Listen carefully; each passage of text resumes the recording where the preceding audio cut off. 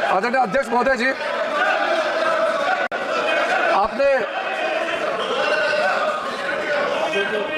आपने कई इस सदन के मेंबर्स को इस महत्वपूर्ण बिल में उन्होंने जो नोटिस दिया उसको एडमिट करके बोलने का मौका दिया।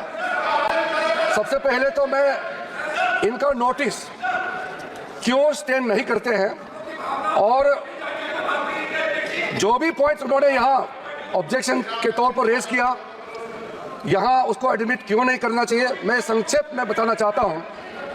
उसके बाद जितने भी इश्यूज आज यहाँ उठाए गए हैं उसको मैं आपके अनुमति से विस्तार से एक एक पॉइंट का मैं जवाब देना चाहूँगा। और मैं ये मानता हूँ, विश्वास है कि मेरे बात को ध्यान से सुनने के बाद अंत में इन्होंने जो भी आशंकाएं व्यक्त किए हैं या गलत तरीके से यहाँ बातें बताया गया है, सब चीज़ को मैं दूर करूँगा। और मैं सिर्फ उम्मीद ही नहीं, यकीन है कि इस बिल के बारे में सब कुछ जानकारी प्राप्त करने के बाद इस हाउस के जितने मेंबर्स हैं सब इस बिल को समर्थन जरूर करेंगे। सबसे पहले अध्यक्ष महोदय जी, इन्होंने कॉम्पिटेंसी का मुद्दा यहाँ उठाया। मैं पूरा जिम्मेदारी के साथ आपके माध्यम से सदन को बताना चाहता हूँ, इस बिल में जो भी प्रावधान है आर्टिकल 25 से लेकर के 30 तक किसी रिलीजियस बॉडी का जो फ्रीडम है उसमें कोई हस्तक्षेप नहीं किया जा रहा है, ना ही संविधान का किसी भी अनुच्छेद का इसमें उल्लंघन किया गया है। और अब सुप्रीम कोर्ट का एक केस का मैं हवाला देना चाहूंगा, Brahmachari versus state of West Bengal. इसमें सुप्रीम कोर्ट ने क्लियरली रिलीजियस डिनोमिनेशन के बारे में रूलिंग दिया गया है और उस रूलिंग के तहत वक्फ board doesn't fall within the purview of article 25 and 26 of the constitution of India. दूसरा सर, इसमें हमने जो ब्रॉड बेस किया है, किसी का हक छीनना तो बात छोड़ दीजिए, जिनको हक नहीं मिला है उनको हक देने के लिए ये बिल लाया गया है। इसमें महिलाओं के लिए, बच्चों के लिए और मुसलमान समाज में जो पिछड़े हैं, जिसको आज तक कभी मौका नहीं मिला, जिसको दबा के रखा हुआ है, उनको जगह देने के लिए ये बिल लाया गया है। और सर, संविधान के कंकरेंस लिस्ट एंट्री नंबर 10 और 28 में आज के जो विषय हम चर्चा कर रहे हैं वो एंट्री 10 और एंट्री 28 में ये कंकरेंस लिस्ट में है। इसलिए ये पूरा लेजिस्लेटिव कॉम्पिटेंस इस सदन के पास है, भारत सरकार के पास है, इस सदन में ये बिल पेश करने का।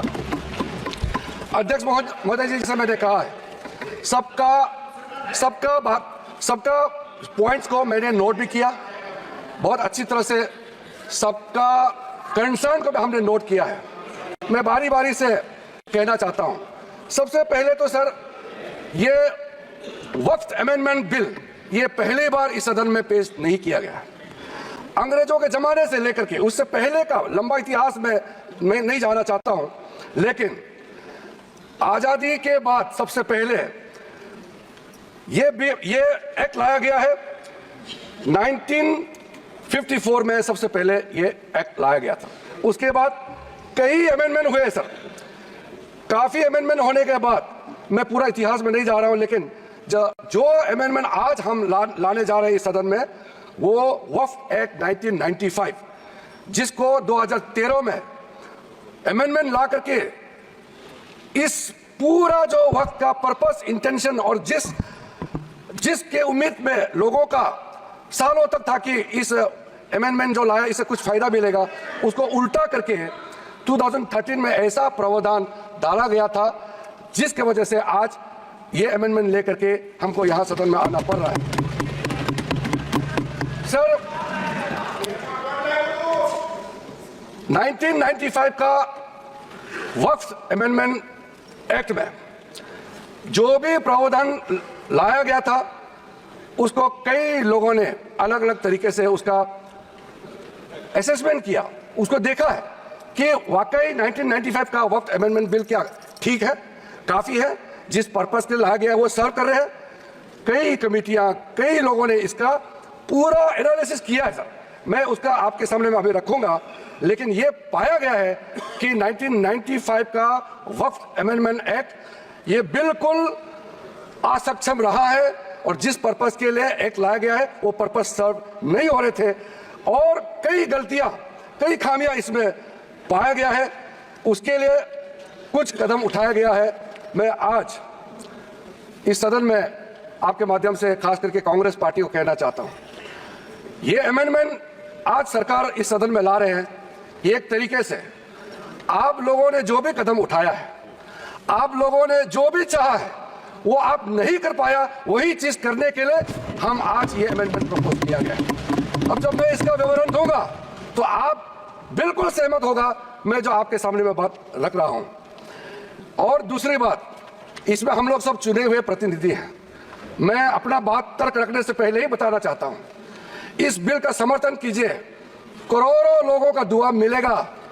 अगर आप विरोध करोगे, चंद लोगों ने पूरा वक्फ बोर्ड को कब्जा करके रखा हुआ है और आम मुसलमान लोगों को जो न्याय इंसाफ नहीं मिला उसको सही करने के लिए ये बिल लाया गया है। इतिहास में दर्ज होगा कि ये बिल को कौन कौन समर्थन किया है और किसने विरोध किया है, ये इतिहास में नाम दर्ज होगा। इसलिए इस बिल का विरोध करने से पहले आप सोचिएगा करोड़ों गरीब महिलाओं का, बच्चों का, गरीब मुसलमानों का।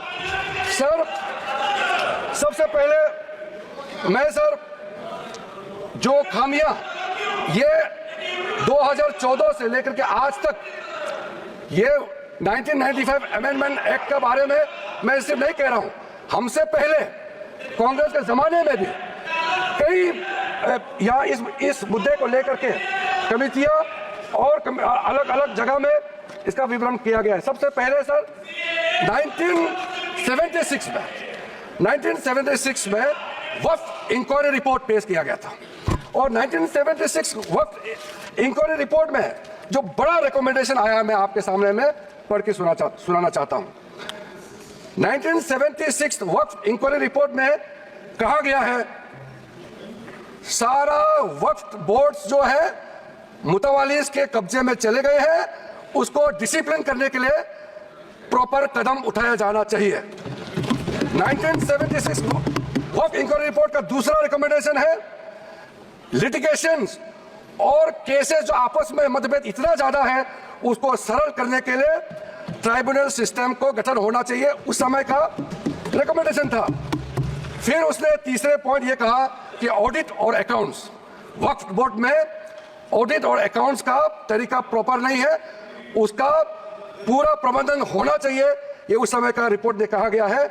और आखिरी में it recommended the reforms in the category of वक्फ अल औलाद, बच्चों के लिए जो हम वक्फ देते हैं उसको सुधार लाना चाहिए, ये 1976 का रिपोर्ट में कहा गया है। उसके बाद सर जो हम आज थोड़ा विस्तार में जिसको मैं बताना चाहता हूं, दो कमेटियों के बारे में। ये दो कमेटी कांग्रेस के समय में ही बनाया गया था। सबसे पहले high level committee under justice Rajendra Sachar, ये सर 9 मार्च 2005 में गठन किया गया था, यूपीए का सरकार आ चुके थे और ये स्पेसिफिक मुसलमानों के लिए, उनके वेलफेयर के लिए ये गठन हुआ। और सच्चर कमेटी का जो रिपोर्ट है ये हम सब मालूम है, मैं सिर्फ रेलेवेंट पोर्शन आज इस सदन में बताना चाहता हूं। सच्चर कमेटी का जो पहला रिकमेंडेशन है इसमें कहा गया है एनुअल इनकम जितना वक्फ बोर्ड का प्रॉपर्टीज है 4.9 लाख रजिस्टर्ड वक्फ प्रॉपर्टीज, ये सिर्फ 163 करोड़ ही आमदनी जनरेट होता है। ये किसी भी रूप से जस्टिफाई नहीं किया जा सकता है और इसको एफिशिएंट तरीके से, मार्केट तरीके से, जिस तरीके से मैनेज होना चाहिए सारा वक्फ प्रॉपर्टी को, अगर सही माने में उस समय उन्होंने कहा सच्चर कमेटी ने, तो उस समय 12,000 करोड़ रुपया पर एनम मिलता है और उस समय जनरेट हो रहा था 162 करोड़। लेकिन मैं साथ साथ ये भी कहना चाहता हूं क्योंकि वो कमेटी का रिपोर्ट है और मैं माइनॉरिटी अफेयर्स का मंत्री होने के नाते जो हम लोगों ने स्टडी किया है, टोटल 8,72,300 20 वक्फ प्रॉपर्टीज, हमारा जो वामसी जो पोर्टल है उससे पूरा डिटरमिन नहीं किया जा सकता है, लेकिन उसका मार्केट वैल्यू सचर कमेटी ने जो कहा है उससे कई गुना अधिक होने का संभावना है। ये एक आम अंडरस्टैंडिंग की बात है, सबको मालूम है वक्फ के पास कितना प्रॉपर्टी है, वक्फ बोर्ड के पास, और कितना आमदनी है। दूसरा सर, सचर कमेटी का रिकमेंडेशन, सचर कमेटी ने, आप यूपीए का समय में ही आपने कमेटी का रिपोर्ट एक्सेप्ट किया, उसमें कहा गया कि अभी जो मौजूदा वक्फ बोर्ड है उसको ब्रॉड बेस किया जाना चाहिए। जो लोग मेंबर होते हैं, जो लोग इस कमेटी में, जिस वक्फ बोर्ड में है, उससे काफी नहीं है, इसलिए इसका ब्रॉड बेस होना चाहिए, रिप्रेजेंटेशन ज्यादा होना चाहिए। ये सचर कमेटी का रिपोर्ट का पहला नंबर पॉइंट। इसमें सर दो महिला सेंट्रल वक्फ काउंसिल और स्टेट वक्फ बोर्ड में होना चाहिए, ये भी सचर कमेटी का ही रिकमेंडेशन है। सेक्रेटरी जो होते हैं सेंट्रल वक्फ काउंसिल का, वो joint secretary level government of India का उस स्तर का ऑफिसर होना चाहिए। उसमें अंडर सेक्रेटरी का जूनियर ऑफिसर लेवल जो बनाया है उसको आप रैंक को ज्वाइंट सेक्रेटरी लेवल तक उसको उठाना चाहिए, ये उसी कमेटी का रिपोर्ट में आया है। और जो स्टेट में वक्फ बोर्ड है उसमें क्लास 1 ऑफिसर होना चाहिए। सचर कमेटी ने सीधा ये कहा है कि प्राथमिकता महिलाओं और बच्चों को दिया जाना चाहिए। हम आज का जो बिल आपके सामने में पेश कर रहे हैं, ये उसी सचर कमेटी का रिपोर्ट के अनुसार 100% हम यहाँ आपके सामने में लाया जा रहा है। और आपको तो खुश होना चाहिए, ये कमेटी आपने बनाया सर। ये सर हमने शांति से इनकी बात सुना। अध्यक्ष महोदय जी, ये सीनियर मेंबर है, इस तरह से बीच में उनकी बोलना ठीक बात नहीं है, आपको तो नियम मालूम है सर। दूसरा कमेटी, ज्वाइंट पार्लियामेंट्री कमेटी, जो ज्वाइंट पार्लियामेंट्री कमेटी कॉन्स्टिट्यूट किया गया है, जिसका अध्यक्षता के रहमान खान जी, उस समय कैबिनेट मिनिस्टर भी रहे, माइनॉरिटी अफेयर्स मिनिस्ट्री का भी मंत्री रहा है, उनके डिप्टी स्पीकर भी रहा, डिप्टी चेयरमैन राज्यसभा में रहा है, और उन्हीं की अध्यक्षता में पूरा पार्टी के सदस्य, हमारा भारतीय जनता पार्टी से भी मेंबर थे। उस जेपीसी में सर सीधा वक्फ बोर्ड के बारे में कहा गया है, कोई इंफ्रास्ट्रक्चर ठीक तरीके से नहीं है, वहां मैन पावर टोटली इनसफिशिएंट है, इनकम्पिटेंट है, और फंड इतना कम है, सही मैनेज नहीं किया गया है। इस तरीके से वक्फ बोर्ड नहीं चल सकता है। दूसरा, मुतावालीज के बारे में कहा है कि लगता है सारा वक्फ बोर्ड का ध्यान किसको मुतावाली बनाना है और उसको कैसे हटाना है, इसी में केंद्रित है, इसलिए इसका प्रावधान को हटाना चाहिए। फिर कहा गया है डॉक्यूमेंट, महत्वपूर्ण डॉक्यूमेंट जितने भी हैं उसको प्रॉपर से मेंटेन करने का भी प्रावधान वक्फ बोर्ड में नहीं है, उसको किया जाना चाहिए। और वक्फ बोर्ड मौजूदा जितना है देश भर में, उसको फिर से सर्वे होना चाहिए, और गरीब मुसलमानों के लिए, और वक्फ बोर्ड का अपना अंदर में सही चीज का, चाहे वो लीगल मैटर हो और कोई भी चीज हो, उसका एक्सपर्ट्स, लॉयर्स, वहां उनका एक्सपर्ट लोगों का और भी लोगों को अंदर लाने का जरूरत है, ताकि वो ज्यादा चुरुस्त दुरुस्त हो सके। ज्वाइंट पार्लियामेंट्री कमेटी का और सजेशन है, टोटल वक्फ बोर्ड को कंप्यूटराइजेशन करना चाहिए, डेटाबेस को सेंट्रलाइज करना चाहिए, और म्यूटेशन रेवेन्यू रिकॉर्ड में होना चाहिए जितना भी वक्फ बोर्ड का प्रॉपर्टी है। ये सचर कमेटी ने, और ये ज्वाइंट पार्लियामेंट्री कमेटी ने रिकमेंड किया। और सर आप सबको भी एक बार वो कमेटी का रिपोर्ट मैं आपको ही दे देता हूं, ताकि आप भी पढ़े फिर से। और सर टोटल जो 1995 वक्फ एक्ट को फिर से मजबूती से रीलुक करना चाहिए, ये ज्वाइंट पार्लियामेंट्री कमेटी का ही रिपोर्ट है। और एक आपने अपॉइंट किया, अब देखिए ज्वाइंट पार्लियामेंट्री कमेटी का मेंबर, आपको मैं मेंबर का नाम भी दे देता हूं, चेयरमैन का तो नाम मैंने बता दिया, आपका वरिष्ठ नेता थे, आपने अपॉइंट किया, ये सारा रिकमेंडेशन। आज आप तो हमको शाबाशी देना चाहिए, जो आप नहीं कर पाया वो हम ला रहे हैं सदन में, सारा का सारे प्रॉब्लम्स, सारा का सारा सजेशन, ये उस समय सबको मालूम कर चुके हैं। इसलिए सर राहुल जी कन्विंस हो, ये मन ही मन में सब कन्विंस है, ये राजनीतिक दबाव में अपोज कर रहे हैं, अंदर अंदर सब लोग समर्थन दे रहे हैं, मुझे मालूम है अध्यक्ष महोदय जी। सर राहुल गांधी जी तो अभी बाहर निकले हैं, लेकिन सहमत देकर के गया है कि हम जो कह रहे हैं सही कह रहे हैं। सर मैं इसी बीच कुछ इंडिविजुअल केसेस और कंसल्टेशन जो हम आज बिल लाया है, कुछ सदस्यों ने कहा है कि और कंसल्टेशन होना चाहिए था। आपको मैं दावे के साथ बताना चाहता हूं, जितना कंसल्टेशन प्रोसेस पिछले 10 सालों में किया गया है, आज तो किसी सरकार ने इतना स्टेक होल्डर से कंसल्टेशन प्रोसेस नहीं किया है।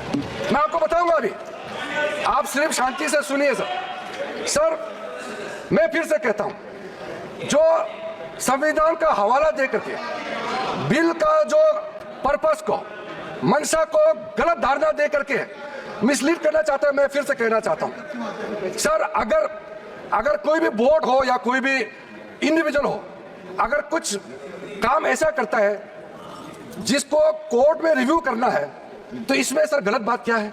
अगर ट्राइब्यूनल का फैसला गलत है, अगर उसमें कोर्ट में अपील करने का प्रावधान देते हैं, उसमें गैर संवैधानिक कैसे हो गया ये बताइए आप अगर तर्क रखते हैं तो आप उसका जस्टिफिकेशन भी देना पड़ेगा सर। अगर सर ऐसे केसेस में अभी बताने वाला हूं कि कितने सालों तक वक्फ बोर्ड में बैठे वाले लोग आपस में तालमेल करके और ट्राइब्यूनल में मैटर दे देते हैं, और ट्राइब्यूनल अपने तरीके से या पेंडिंग रख देते हैं या दूसरे तरीके से फैसला देते हैं। इसका चैलेंज आप किसी अदालत में नहीं कर सकते सर। लोकतंत्र में, भारत जैसा महान देश में क्या ऐसा व्यवस्था इतने सालों तक चलना चाहिए सर? वो गुमराह करे, वो ऐसा तरीका बनाया इन्होंने कि ट्राइब्यूनल सर ये इस तरह से आप लोग बात करके मेरा आवाज नहीं दबा सकते हैं। सच्चाई सुनना पड़ेगा आपको, क्योंकि सर तरीका ऐसा बनाया कि ट्राइब्यूनल का जजमेंट का रिव्यू नहीं हो सकता है। कितने कोर्ट में पेंडिंग है मैं आपको बताऊंगा सर। दूसरा इन्होंने संविधान का हवाला दिया सर, इन्होंने संविधान का बार-बार हवाला दिया। हमारा देश के अंदर में कोई भी कानून, कोई भी स्पेशल लॉ सुपर लॉ नहीं हो सकते हैं, संविधान से ऊपर कोई कानून नहीं हो सकते। लेकिन आप सर इसमें प्रावधान देखिए, इस 1995 का वक्फ एक्ट में ऐसा प्रावधान है जिसका बाकी कानून के ऊपर में ओवरराइडिंग इफेक्ट था सर। क्या ऐसे कानून हमारे देश में होना चाहिए सर? जो मैं यूएई के बारे में बताना चाहता हूं, जब हमारा देश का विभाजन हुआ, यहां से जितना मुसलमान पाकिस्तान गए उनका भी प्रॉपर्टी था, और पाकिस्तान से जितना हिंदू भारत में आए उनका भी प्रॉपर्टी काफी वहां थे। पाकिस्तान में जितना भी हिंदुओं का प्रॉपर्टी है वो तो सरकार ने ले लिया, और बाकी जो भी करना था कर लिया। यहां से जो मुसलमान गए उसमें ज्यादातर लोगों ने अपना प्रॉपर्टी को वक्फ के तहत डिक्लेयर करके गए। और सर ऐसा कई केसेस है, मैं अभी बहुत लंबा इसमें नहीं जाना चाहता हूं, ये फैक्चुअल चीज है सर। मैं ये कहना चाहता हूं कि ठीक है, आपका जमीन है, आप किसी को क्या करना चाहता है मैं उसको नहीं कह रहा हूं। मैं इसी बात को कहना चाह रहा हूं कि अगर किसी ने अपना विल, अपना डीड दिया है, अपना जो मनसा को साफ किया है, अगर उसका लाभ मुसलमान महिला या मुसलमान बच्चे को अगर लाभ नहीं मिलता है तो क्या सरकार चुपचाप बैठना चाहिए सर? ये हमारा दायित्व है, ये इस सदन का दायित्व है कि गरीब महिला कोई भी हो, चाहे हिंदू हो, मुसलमान हो, सिख, ईसाई, बौद्ध, पारसी और जैन, कोई भी हो, ये इस सदन का दायित्व है कि न्याय दिलाने के लिए अगर कोई कमी है तो पूरा करना चाहिए। और आज हम सर, आज जो ये अमेंडमेंट बिल लेके आ रहे हैं उसमें सारा प्रावधान रखा गया है। उसमें एक मैटर मैं बोलना चाहता हूं, लॉ ऑफ लिमिटेशन में क्या कहते हैं सर? इसमें ऐसा प्रावधान था जिसको हम हटा रहे हैं आज के इस अमेंडमेंट के जरिए। लॉ ऑफ लिमिटेशन में ऐसा था पुराने कानून में कि इतने साल तक आप अगर कोई अपील नहीं किया, या उस समय उसका कुछ बीच में कुछ घटना हो गया, या पुराने बहुत साल हो गए, आप लॉ ऑफ लिमिटेशन तो होना चाहिए ना सर, कहीं सीमा तो होना चाहिए। लेकिन इन्होंने ऐसा किया कि मान लो कोई खड़ा होकर कहेगा कि 500 साल पहले मेरा बाप दादा का इस जगह में कोई कार्यक्रम चलता था, नमाज पढ़ा था या किसी ने कुछ किया है, सिर्फ एक बात बताने पर पूरा वो जगह को वक्फ प्रॉपर्टी डिक्लेयर किया जाता था। ऐसा नहीं कर सकते। लॉ ऑफ लिमिटेशन भी इसी संसद ने बनाया है और लॉ ऑफ लिमिटेशन को भी ओवरराइड कर दिया था ये 1995 वक्फ एक्ट ने सर। तो ये कैसे हो सकता है कि एक ऐसा कानून इस देश में कैसे हो सकता है कि बाकी जितना कानून को ऊपर में चढ़ जाता है और उसका ओवरराइडिंग इफेक्ट होता है? ऐसे हो नहीं सकता। हम कैसे एक्सेप्ट किया है इतने सालों तक? तो ये सर एक अच्छा समय है जो गलती किया है। ठीक है, इंसान से गलती हो जाते हैं और पार्टियों ने भी गलती किया होगा, कांग्रेस पार्टी ने, बाकी पार्टी ने। आज सुधरने का समय है तो हम सुधर ला रहे हैं। गलतियां हुई है लेकिन जो सुधरते समय कम से कम आप विरोध ना करें सर। और sir section 108 special provision under vehicle property act 1950 उसको सर हम लोग हटा रहे हैं क्योंकि ऐसा सेक्शन हमारा देश का किसी कानून में, किसी भी स्टैट्यूट बुक में नहीं रहना चाहिए सर। उसके बाद सर उसके बाद मैं कुछ ऐसा इश्यूज पे जाना चाहता हूं जिससे हमारे सारे सदन को सुन करके उनको कन्विंस होगा सर। आप सर इनको तो चुप करें, बीच बीच में इस तरह का कहना, सीनियर मेंबर है सर। अब हम सर बड़ा विषय पे जाना चाहता हूं सर। ये हमने जो कंसल्टेशन का प्रोसेस किया है, मैं पुराने दिनों के बारे में नहीं कह रहा हूं, 2014 के बाद कितने लोगों से, हजारों लाखों लोगों से या तो मंत्रालय के ओर से जाके उनके साथ कंसल्टेशन किया या वो रिप्रेजेंटेशन लेकर के मंत्रालय में आए और उनके बात को हमने सुना है सर। पिछले एक साल के अंदर में, पिछले सिर्फ एक साल के अंदर में online complain 194 complaints related to encroachment and illegal transfer of waqf land एक साल के अंदर में, और 93 complaint against waqf board officials and 279 एक जनरल कंप्लेंट ये ऑनलाइन हमारे पास में पोर्टल में आया है। उसके बाद सर आज सर ये एक समुदाय का बात मुसलमानों को गुमराह करके यहां बात रखा जा रहा है। कल देर रात तक मेरे पास में मुसलमानों का डेलीगेशन आते रहा और हमसे पहले भी कितने लोग मिले, और इसको हम ये सोचते हैं कि क्या सर ये क्या बोहराज कम्युनिटी का संख्या कम है इसके लिए ये महत्व नहीं देंगे क्या सर? अहमदिया ये कम संख्या है इसलिए क्या उनका सोच, उनका प्रॉब्लम्स का नजरअंदाज करेंगे सर? सर आगा खानी संख्या कम है क्या उसके बात को नहीं सुना जाना चाहिए सर? एक कम्युनिटी डोमिनेशन करके अगर छोटे छोटे लोगों को कुचल देंगे तो फिर हम इस सदन में बैठ करके हम न्याय कैसे दे सकते हैं? इसलिए ये एक तरफा आवाज उठा करके पूरा मुसलमान के नाम से ये लोग एक तरफा, ये कुछ चंद लोगों का आवाज यहाँ आज बुलंद कर रहे हैं इस सदन में सर। जो वक्फ बोर्ड के बारे में कई लोगों ने जिक्र किया है, लेकिन प्राइवेटली इसमें भी कई ऐसा नेता है जो मुझे आके कहा है कि देश में जितना स्टेट वक्फ बोर्ड है सब माफिया लोगों ने कब्जा कर लिया है। ये बहुत लोग कह रहे हैं, आज सदन में नहीं कह रहे हैं, सदन में अपना पार्टी का दबाव या किसी के डर से या वोट बैंक का चक्कर से नहीं बोल रहा है, मगर प्राइवेटली हर एक मुसलमान आकर के कहता है। नाम मत बताना, नाम तो हम बताएंगे नहीं सर। मैं आप लोगों का पॉलिटिकल इशियर में खराब नहीं कर दूंगा। कौन सा एमपी ने मुझे आके बताया कि पार्टी विरोध कर रहा है लेकिन अंदर से हम साथ दे रहे हैं, मैं नाम नहीं लूंगा। मैं नाम लेकर के इन एमपी साथियों का पॉलिटिकल करियर को मैं बर्बाद नहीं करूंगा सर। कंसल्टेशन का जहां तक आता है सर, सबसे पहले बस हो गया सर। कंसल्टेशन हमने कई लेयर्स में कंसल्टेशन किया है, ऑफिशियल लेवल में, पॉलिटिकल लेवल में, स्टेट गवर्नमेंट का रिप्रेजेंटेटिव से और इंडिविजुअल लेवल में बहुत वाइड कंसल्टेशन देश भर में हम लोगों ने किया है सर। मुझे इस मंत्रालय में आए हुए अभी लगभग 2 महीने हुए हैं, लेकिन जो कंसल्टेशन प्रोसेस हमारे से पहले जो मंत्री थे इस मंत्रालय के, सब लोगों ने बहुत बारीकी से समस्याओं का भी पहचान किया और कंसल्टेशन प्रोसेस भी बहुत ब्रॉड बेस किया है सर। कुछ कंसल्टेशन के बारे में मैं आपको जरूर बताना चाहता हूं सर। 2015 के बाद एक्टिव कंसल्टेशन का प्रोसेस शुरू हुआ है। ऐसा मत सोचिए ये 2024 में वक्फ बोर्ड अमेंडमेंट बिल लेकर के अचानक आया है, मत सोचिए।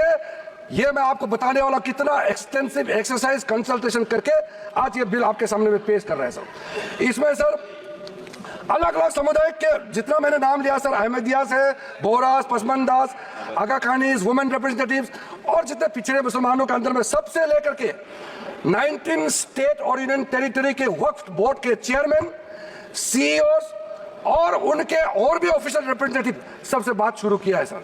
2015 में पटना में कंसल्टेशन प्रोसेस किया, फिर उसके बाद में 16 अप्रैल में नई दिल्ली में, फिर 12 तारीख अक्टूबर 2015 में श्रीनगर जम्मू कश्मीर में इसका कंसल्टेशन का बैठक हुआ।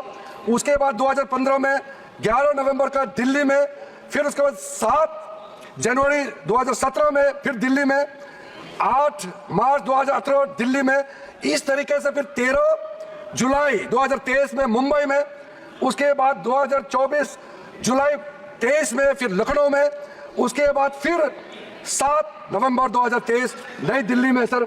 और ये जो प्रोसेस है लखनऊ यूपी में, लखनऊ उत्तर प्रदेश में ही है अखिलेश जी, लखनऊ उत्तर प्रदेश का राजधानी है सर।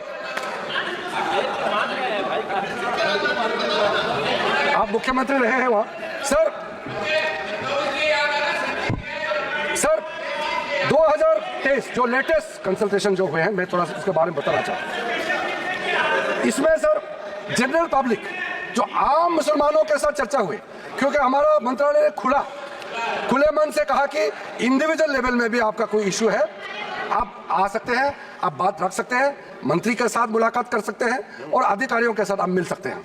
उस समय सर मुंबई में representative from the general public के साथ साथ और भी ऑफिशियल से भी हमारी बैठक हुई और उसमें स्टेट वक्फ बोर्ड को इंप्रूव करने के लिए और कदम क्या क्या उठाना चाहिए उसका सुझाव वहां में आया।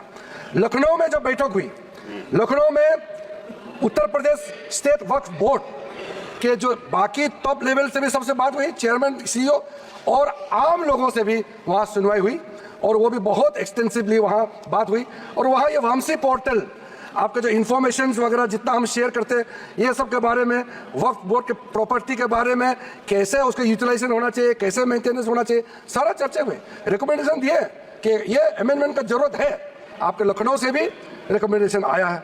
उसके बाद सर दिल्ली में मंत्री जी का अध्यक्षता में जो सेंट्रल वक्फ काउंसिल का चेयरपर्सन होती है, उनकी अध्यक्षता में यहाँ दिल्ली में बैठक हुए, विज्ञान भवन में बैठक हुई और उसमें काफी इश्यूज है जो मैंने आपके सामने में रखा, सारे के सारे इश्यूज। उसी दौरान हर स्टेट, मैं अधिकारी का नाम नहीं बताऊंगा मगर मैं स्टेट का नाम जरूर बताना चाहता हूं। आंध्र प्रदेश से आए, आप सुनने का क्षमता रखेंगे तो मैं तो, आप लोगों ने इतना सवाल किया, मुझे तो लगता है कि कम से कम 3 घंटा मुझे बोलना चाहिए, इतना आप लोगों ने गलत धारणा यहाँ में फैलाया है सर। आंध्र प्रदेश, असम से, बिहार में सुन्नी वाला आए, दिल्ली का, गुजरात, हरियाणा, हिमाचल प्रदेश, जम्मू कश्मीर, कर्नाटका, मध्य प्रदेश, महाराष्ट्र, उड़ीसा, पंजाब, राजस्थान, तमिलनाडु, त्रिपुरा, तेलंगाना, उत्तराखंड और उत्तर प्रदेश का शिया और उत्तर प्रदेश सुन्नी दोनों इस बैठक में पार्टिसिपेट किया। और पूरा डिटेल में ये जो आज हम अमेंडमेंट बिल लेके यहाँ आए हैं, ये सारे चीजें आपके हर एक स्टेट का जब आपका प्रतिनिधि आए, सभी ने ये कंसर्न रेज किया है और उसी को एड्रेस करके आज आपके सामने में मैं लेखा जोखा पेश कर रहा हूं सर। और सर मैं आपको ये भी बताना चाहता हूं कि ये जो वक्फ बोर्ड के बारे में आप जो बचाने का इतना जो कोशिश कर रहे हैं, इनका खिलाफ पूरा मुसलमान समाज के अंदर में वक्फ बोर्ड का जो मैनेजमेंट है और ट्राइब्यूनल के खिलाफ भी कितना आक्रोश है आपको अंदाजा नहीं है। इसमें सर इंडिविजुअल केसेस, मैं कुछ केसेस आपको सामने मैं जरूर बताना चाहूंगा ताकि वो दर्द आप भी महसूस करें।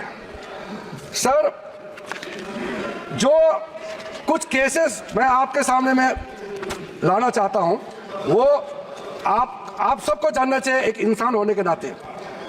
सबसे पहले तो अहमदियाज की ओर से कई रिप्रेजेंटेशन जो मेरे पास आए हैं, हमारा मंत्रालय में जो है उसमें खास करके स्टेट वक्फ बोर्ड कर्नाटका, केरला, तेलंगाना और तमिलनाडु, यहाँ से जो रिप्रेजेंटेशन आया है वो हमारा सेंट्रल वक्फ काउंसिल में भी केस है और नेशनल कमीशन फॉर माइनॉरिटीज यहाँ में भी इस केस को दर्ज किया गया है और वो चल रहा है, इसलिए मैं उस पर डिटेल में अभी मैं कहना नहीं चाहता हूँ।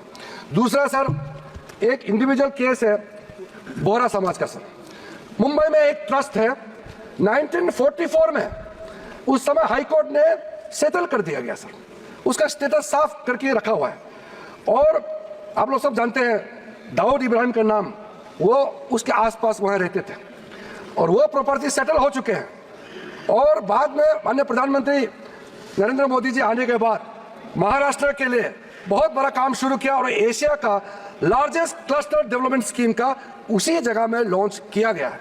और ऐसा समय में जो आदमी इस प्रॉपर्टी से कोई लेना देना नहीं, गुजरात में किसी एक ने इस प्रॉपर्टी के खिलाफ में वक्फ बोर्ड में कंप्लेन कर दिया और फिर वक्फ बोर्ड ने नोटिफाई कर दिया इस चीज को। अब आप सोचिए सर, जो आदमी ना वो शहर में रहता है, ना इतिहास में उस प्रॉपर्टी से कोई लेना देना है, ना वो राज्य में रहता है, कहीं और का है और एक डेवलपमेंट प्रोजेक्ट को कंप्लेन करके वक्फ बोर्ड के माध्यम से इंटरफेयर करके डिस्टर्ब किया। आप सोच के देखिए, और वो कम्युनिटी के लोग जो हमसे मिलने आते हैं उसका दिल के अंदर में कितना दर्द होता होगा। मैं मिलने का समय में मुझे समझ में आ गया था कि ये इसका क्यों सॉल्यूशन नहीं हुआ। दूसरा सर, ये मीडिया में भी सर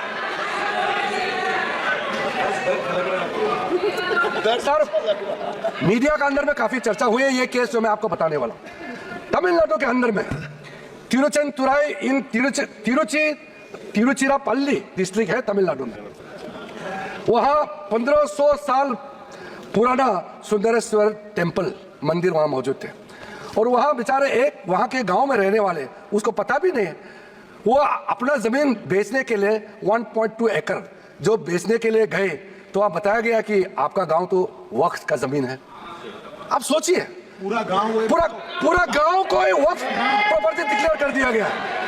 आप सोचिए, वो गांव का इतिहास 1500 साल पुराना है और सारे के सारे गांव को वक्फ का प्रॉपर्टी डिक्लेयर कर दिया गया।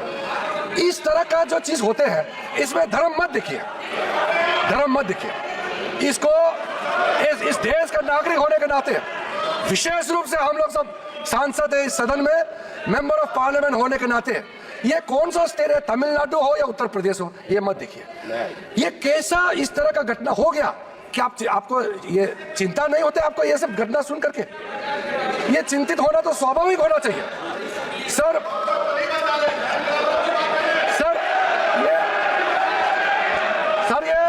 ये सुन नहीं पा रहे हैं और विषय को भटकाने के लिए तरह तरह का बातें यहाँ किया जा रहा है।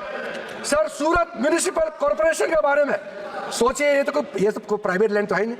सूरत म्युनिसिपल कॉर्पोरेशन का पूरा हेडक्वार्टर को वक्फ प्रॉपर्टी डिक्लेयर कर दिया गया है। आप सोचिए सर, ये कैसे कर सकता है? आप सोच सकते हैं क्या? देखिए, मैं बाय डेफिनेशन मैं एक बहुत हूं, मैं हिंदू भी नहीं हूं, मैं मुस्लिम भी नहीं हूं, मैं क्रिश्चियन भी नहीं हूं, लेकिन मैं सब धर्म को मानता हूं। लेकिन इसको आप लोग बार बार धर्म को लेकर के मत देखिए। कोई भी इस देश का नागरिक, सरकारी जो म्युनिसिपल कॉर्पोरेशन, क्या किसी का प्राइवेट प्रॉपर्टी है? हो सकता है क्या? म्युनिसिपल प्रॉपर्टी का जमीन आप कैसे वक्त डिक्लेयर कर सकते हैं सर? राजा आप बैठिए, ये डिस्टर्ब मत कीजिए, फायदा नहीं है, मैं अभी ये नहीं करूंगा। सर मैंने शांति से आप लोगों का बात सुना है। सर कर्नाटका स्टेट का तो कमाल है सर, आप सुनिए ध्यान से। कर्नाटका स्टेट का 2012 में कर्नाटका माइनॉरिटी कमीशन की रिपोर्ट का सुनिए। जो रिपोर्ट मेरे सामने में आई है 2012 में, कर्नाटका स्टेट माइनॉरिटी कमीशन की रिपोर्ट में कहा गया कि कर्नाटका वक्फ बोर्ड ने 29,000 एकर्स ऑफ लैंड को कमर्शियल पर्पस में कन्वर्ट कर दिया। और इसको अगर आप हिसाब किताब करोगे तो आप समझ सकते हैं, लेकिन सबको मालूम है वक्फ प्रॉपर्टी को किस पर्पस में आप इस्तेमाल कर सकता है। ये रिलीजियस पर्पस के लिए, चैरिटेबल पर्पस के लिए और पायस पर्पस के लिए यूज कर सकते हैं, लेकिन आप मनमानी कर रहे हैं। तो एक कर्नाटका स्टेट वक्फ बोर्ड का इतना मनमानी कर रहे थे, तो कम से कम बाकी तो नहीं सही, कम से कर्नाटका से जितना कांग्रेस एमपी तो कम से कम बोले ना इसमें। ये आंखों के सामने में इतना बड़ा घपला हो रहा है सर। एक इंडिविजुअल केस फिर मैं साइड करना चाहता हूं, डॉक्टर बारिये बुशरा फातिमा का केस सर। ये लखनऊ का है, अखिलेश जी, ये चिंता नहीं करो। और ये शायद आप मुख्यमंत्री थे तो उस समय ये आपको किसी ने बताया नहीं क्या? बेचारे वो महिला अपने बच्चे के साथ में किस मुश्किल हालात में जी रहे हैं, किस मुश्किल हालात में जी रहे हैं। लेकिन अगर हम वक्फ बोर्ड का जो अभी सिस्टम है अगर अमेंडमेंट नहीं किया गया तो जो प्रॉपर्टी इनका पिताजी जो अगर गुजर जाएंगे तो ये सारा प्रॉपर्टी उसको और उसको बच्चे को नहीं मिलेंगे। तो क्या हम इंटरवेंट नहीं करना चाहिए ऐसे समय में? उनको इंसाफ देने के लिए क्या हमको कदम नहीं उठाना चाहिए? तो इसीलिए सर ये इसमें आप धर्म को मत जोड़िए, इंसाफ की नजर से देखिए सर। सर देखो, ये कांग्रेस वाले का यही प्रॉब्लम है, सवाल उठाया और जब मैं क्लैरिफिकेशन दे रहा हूं फिर बताते हैं कि इसको कमेटी में चर्चा करेंगे। सर इल्जाम लगा करके भागने का कोशिश मत करो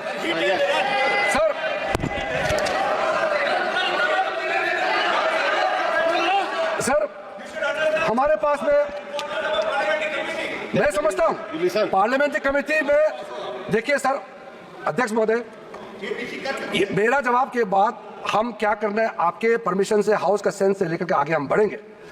मगर जो इन्होंने इतना मेंबर्स आपके परमिशन के बाद बोला, झूठे बातें प्लस भ्रम असत्य बात असत्य है, ठीक है।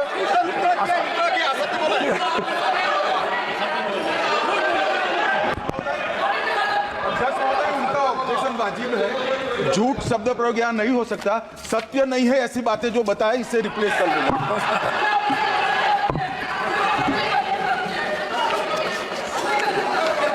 सर तो सर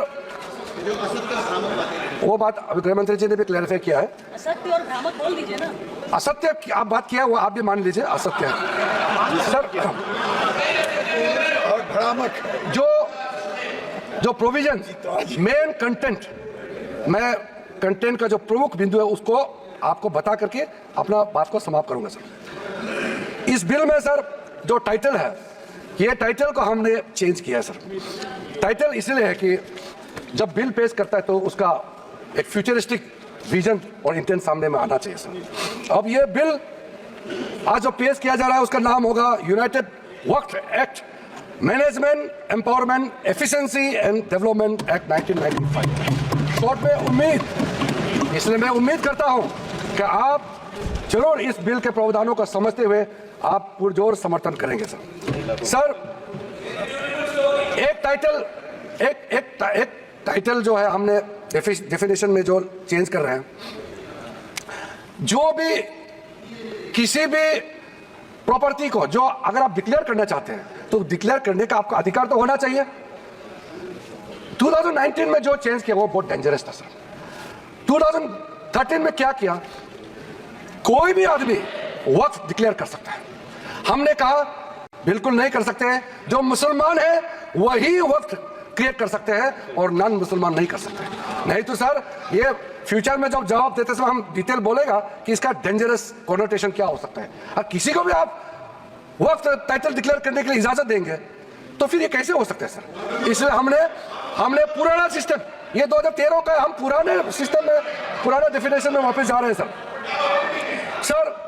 अब सर इन्होंने कलेक्टर्स के बारे में काफी आपत्तिजनक उन्होंने याद दर्ज कराया। कलेक्टर जो डिप्टी कमिश्नर होते हैं, क्या कोई पर्टिकुलर पॉलिटिकल पार्टी अपॉइंट करते हैं क्या? वो रेवेन्यू उसी के पास रहते हैं जी। रेवेन्यू का रिकॉर्ड कलेक्टर के पास ही रहते हैं सर। और ये बोलते हैं कि कलेक्टर के पास ये रेवेन्यू वाला काम कलेक्टर को नहीं देना चाहिए। तो कलेक्टर का काम क्या है बताइए फिर? आप बताइए। कलेक्टर बनाया इसलिए रेवेन्यू रिकॉर्ड देखने के लिए। मुझे समझ में नहीं आया किस चीज को विरोध कर रहे हैं सर। ये रेवेन्यू ऑफिसर होते हैं सर। इसलिए सर जब सर्वे कमिश्नर का कामकाज को लेकर के इतना जो रिकमेंडेशन मैंने बताया, वो ऑब्जेक्शन सिर्फ हमने नहीं किया, जितना कमेटियां आपने बनाए हैं, पार्लियामेंट्री कमेटी ज्वाइंट कमेटी बनाया, पार्लियामेंट में क्वेश्चंस आया है, अलग अलग तरीके से रिप्रेजेंटेशन आया है, ये सब आपके समय के हैं। उसी समय में ही सच्चर कमेटी बनी है। उसी ने कहा है कि ये प्रॉब्लम सर्वे कमिश्नर में है, इसलिए रेवेन्यू रिकॉर्ड का साथ जोड़ के सारा प्रॉपर्टी का वैलिडेशन होना चाहिए और जिला कलेक्टर को इसमें लाना चाहिए। ये आप ही का रिपोर्ट है, हम तो सिर्फ इंप्लीमेंट कर रहे हैं सर। इसलिए इतना उत्तेजित होकर के आप लोगों को यहाँ अपोज करने का कोई जरूरत नहीं सर।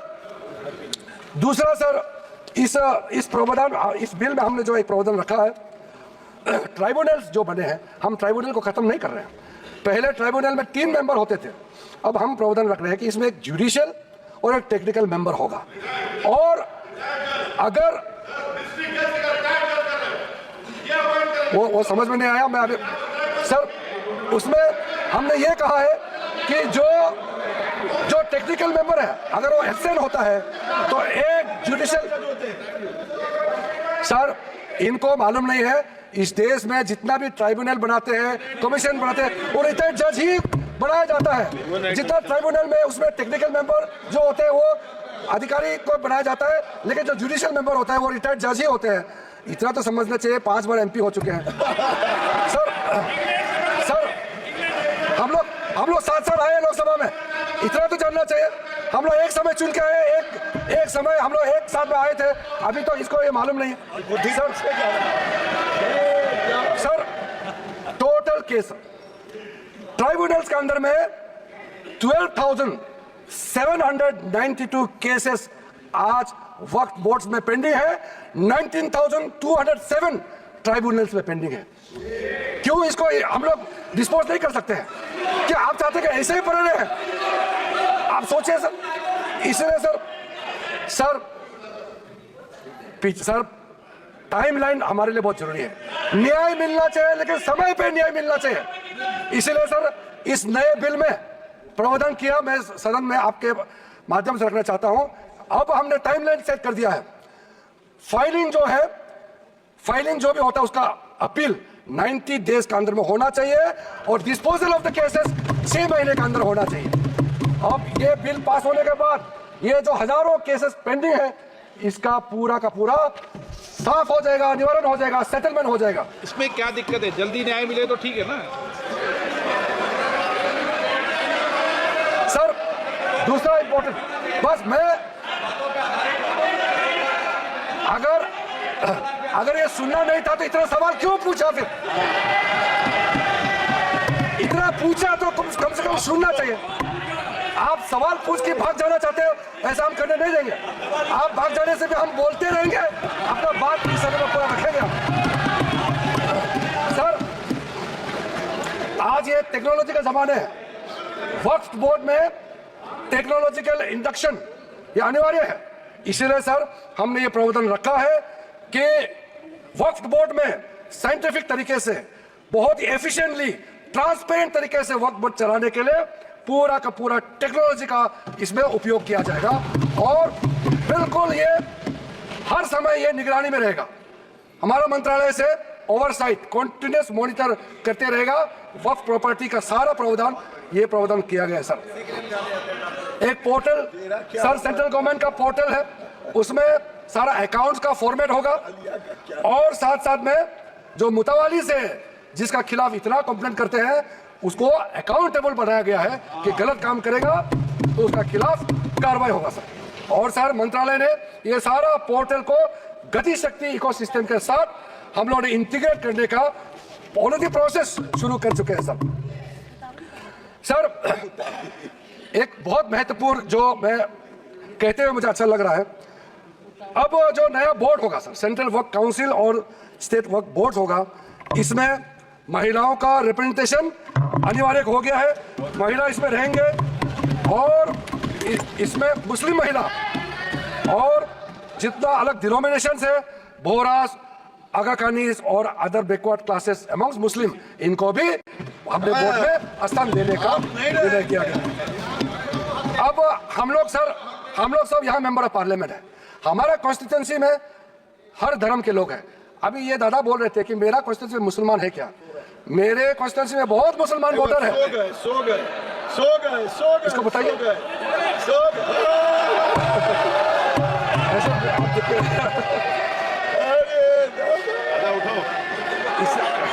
इसलिए मैंने कहा ना दादा, आप हर समय मत बोलिए, नींद आ जाएगा आपको। सर, हम लोग सर जो महत्वपूर्ण बात मैं कहना चाहता हूं सर, मैं कोई स्पीच हो तो भी सो जाओ क्या सदन में?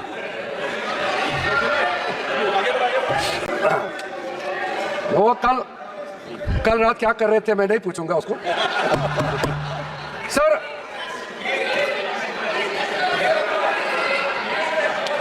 चेक कर लेंगे, पॉलिटिकल रिप्रेजेंटेशन चेक कर लेंगे। ब्रोदर पॉलिटिकल रिप्रेजेंटेशन हमारे लिए जरूरी है। उसको निकाल दीजिए सर। मैं इसको नहीं, देख लूंगा, सर। कार्रवाई से हटा दूंगा।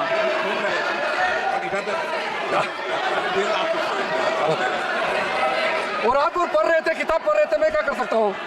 मैंने उसको कार्रवाई से हटा दिया, प्लीज। सर, मैं पॉलिटिकल रिप्रेजेंटेशन के बारे में कहना चाहता हूँ। हम सबका कॉन्स्टिट्यूंसी में हिंदू भी हो सकता है, मुसलमान हो सकता है, क्रिश्चियन हो सकता है, बौद्ध हो सकते हैं, पारसी, सिख सब हो सकते हैं। इसीलिए मेंबर्स ऑफ पार्लियामेंट को किसी भी धर्म से जोड़ना सही नहीं है। हमने ये नहीं कहा कि वक्फ बोर्ड में इस धर्म को लेके आना चाहिए, हम नहीं कह रहे। हम ये कह रहे मेंबर ऑफ पार्लियामेंट वहां मेंबर होना चाहिए। अब वो मेंबर ऑफ पार्लियामेंट अगर हिंदू है या अगर क्रिश्चियन है तो हम क्या कर सकते हैं? अगर किसी कॉन्स्टिट्यूंसी से किसी एमपी को चुन के भेज दिया by virtue of being member of parliament, अगर वो बोर्ड में मेंबर होता है तो क्या हम उसको चेंज कर देना चाहिए उसके धर्म को? ये बेसिक बात है सर। इसलिए सर ये बिना मतलब का ये इशू उठा रहे सर। उसके बाद सर अब मैं सर एक इंपॉर्टेंट बात बताना चाहता हूं। वक्त बोर्ड को अच्छा से चलाने के लिए वहां टैलेंटेड लोग चाहिए, जानकारी लोग चाहिए। ऐसे किसी को आप उठा करके किसी वक्त में मेंबर नहीं बना सकते हैं सर। इसके लिए जो रिकमेंडेशन हमको मिला है, हर कमिटी और जो जेपीसी से भी रिकमेंडेशन मिला है, मैं उसी को बता रहा हूं। Diversified talent pool, administrative skill वाला जिसका अच्छा नॉलेज है, ऐसे लोगों को हम लोग बोर्ड में लाना चाहिए। अच्छे ऑफिसर्स को वक्फ बोर्ड को मैनेज करने के लिए उनको ऑफिसर के हिसाब से वहां नियुक्त होना चाहिए। ये सब बातें हमने रखा है, ये सारा आपका रिकमेंडेशन है। हम बार बार आपको बता रहे हैं, याद दिला रहे हैं, आपका रिकमेंडेशन है, इंप्लीमेंट हम कर रहा है, आपको समझ में नहीं आ रहा है। और सर खास करके जो बच्चे और महिलाओं के लिए हमने काफी ध्यान रखा है, ताकि कल को ये एक्ट पास हो जाने के बाद कोई मुसलमान बच्चे या महिला किसी तरीके से उनको इंसाफ मिलने से वंचित रह जाए, ऐसा नहीं होना चाहिए। इसके लिए ठोस प्रावधान हम लोगों ने यहाँ रखा गया है। और सारा जो वक्फ प्रॉपर्टी का जो प्रोसीड्स है, जो भी उसका इनकम होगा, ये सिर्फ मुसलमान कम्युनिटी का वेलफेयर के लिए ही खर्चा होगा। और हम चाहते हैं जब मुसलमान समुदाय को हम लाभ पहुंचाना चाहता है तो हम खास करके गरीब मुसलमान महिलाओं के लिए जो बैकवर्ड है उनके लिए हम कह रहे हैं, आप लोग का हाथ छोड़ेंगे तो आप लोग तो कभी भी इनको कोई मदद देने वाला नहीं है इतने सालों तक। इसलिए हमको ये प्रावधान करना पड़ रहा है। अंत में सर, आदरणीय प्रधानमंत्री जी ने जो स्लोगन दिया है, हमारे एक मंत्र इस सरकार का है, सबका साथ सबका विकास। और ये कह रहे हैं कि मैं मुसलमान नहीं हूं इसलिए इस बिल में मुझे नहीं बोलना चाहिए। ये तो बहुत आपत्तिजनक वाला बात है। क्या कोई मंत्री बनने के लिए, इस देश का किसी भी मंत्रालय को संभालने के लिए क्या पर्टिकुलर एक धर्म का, जाति का होना चाहिए क्या? बार बार वो कह रहे हैं कि मैं मुसलमान नहीं हूं इसलिए मुझे नहीं बोलना चाहिए।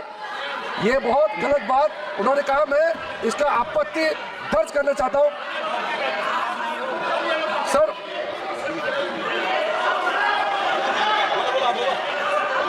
बोला इसलिए सर इस बिल को इस सदन में रखते समय मुझे बहुत ही खुशी तो मिल रही है, साथ साथ में एक भावना भी है मेरे मन में कि एक नॉन मुस्लिम, मैं खुद माइनॉरिटी हूँ, नॉन मुस्लिम हूँ, लेकिन मुसलमानों का वेलफेयर के लिए ये बिल रखने का मौका मिल रहा है। ये मेरे लिए एक सौभाग्य की बात है। आदरणीय प्रधानमंत्री जी का आशीर्वाद से इतना एक भला काम करने का जो मौका मिला है, ये हर आदमी को ये मौका नहीं मिलता है। इसलिए मैं अपने आप को मैं बहुत ही भाग्यवान मानता हूँ, क्योंकि हर रोज हम लोग काम करते हैं इस सदन में बैठ करके 12 बजे तक, रात तक हम लोग डिबेट डिस्कशन करते हैं। कभी कभी ऐसा मौका मिलता है जो सदियों तक याद रखेगा कि ऐसा काम किसी सरकार को, किसी मंत्री को बात रखने का मौका मिलता है। सर मेरे पास और भी पॉइंट बहुत है, लेकिन जैसे हमारे कांग्रेस के साथियों ने और कई लोगों ने भी रिक्वेस्ट किया है, मैं मानता हूं कि जो प्रमुख रूप से जो मुद्दा, जो ऑब्जेक्शन रेज किया गया, उसका हमने रिप्लाई कर दिया गया है। और बिल में जितना भी प्रावधान, जितना सेक्शन हमने या डिलीशन किया, एडिशन किया या अमेंड किया, सारे के सारे प्रावधान को हम उचित समय पर और विस्तार से आपके सामने में रखूंगा। ये मेरा आखिरी भाषण नहीं है। इसलिए आप लोगों ने इतना आपत्ति आप लोगों ने दर्ज किया, लेकिन मैंने उसका सिर्फ 50% ही रिप्लाई किया है। अभी 50% और भी जवाब देना बाकी है, लेकिन आदरणीय अध्यक्ष महोदय जी का परमिशन से आज आप लोगों को भी इतना सवाल उठाने का मौका दिया, इतना और ज्ञान मुझे भी आपके जितना भी आशंकाएं हैं दूर करने का मौका दिया। अध्यक्ष महोदय जी, इसी शब्दों के साथ मैं आपसे अनुमति चाहता हूं कि इस बिल को मैं इस सदन में इंट्रोडक्शन के रूप में पेश करूं। नहीं, माननीय सदस्य, जो सदस्यों की भावना है कि आप इस पर और डिटेल चर्चा करना चाहते हैं, इस विषय कुछ बोलना चाहते हैं आप? सर जैसे कि हम लोग बहुत ही ओपन माइंडेड, बहुत ही डेमोक्रेटिक तरीके,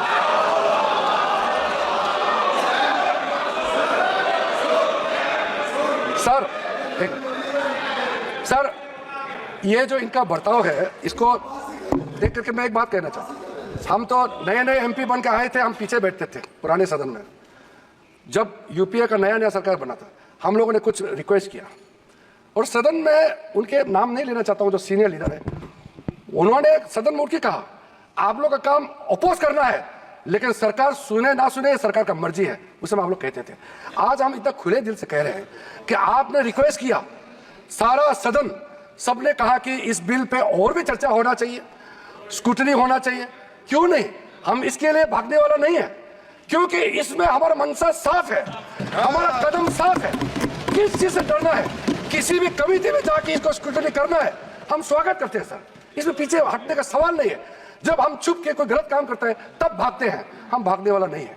इसलिए अगर किसी कमिटी में जाना है, हम सर अपने सरकार की ओर से हम पक्ष रखना चाहते हैं कि ज्वाइंट पार्लियामेंट्री कमेटी गठन करके इस बिल को रेफर किया जाए, और फिर ऑल पार्टी अपने संख्या के हिसाब से वहां पे विस्तार से चर्चा करें, और स्टेक होल्डर से बुला करके जो भी सुनना है, आप इस कमेटी को अधिकृत रूप से यहां से आप पास कर दीजिए। और भविष्य में हम खुले मन से इस तरह का आपका सजेशन हम जरूर सुनेंगे, लेकिन देश के लिए जो सही है हम जरूर करेंगे। इसी बातों के साथ आपको बहुत बहुत धन्यवाद देना चाहता हूं। प्रश्न ये कि विधेयक को पुनर्स्थापित करने की अनुमति प्रदान की जाए। जो सदस्य इसके पक्ष में आ गए, जो सदस्य विरोध में ना गए, मेरे विचार में निर्णय हाँ वालों के पक्ष में, हाँ वालों के अनुमति प्रदान किया दे।